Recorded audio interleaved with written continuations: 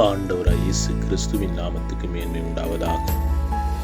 ஏசாயா தீர்க்கதரிசியின் புஸ்தகம் 55வது அதிகாரம் வசனம் 9 இப்படியாய் சொல்லப்படுகிறது.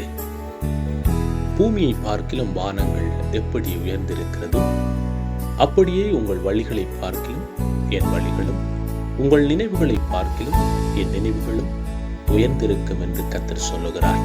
அன்பான தேவஜனமே, கர்த்தருடைய வழிகள், கர்த்தருடைய வார்த்தைகளை கை கொள்ளும் பொழுது கர்த்தர் எங்களை தாங்கி எங்களுடைய பாதைகளை சுவைப்படுத்தி அவருடைய சித்தத்தை எங்களுடைய வாழ்க்கையிலே நிறைவேற்றுகிறவராயிருக்கிறார்.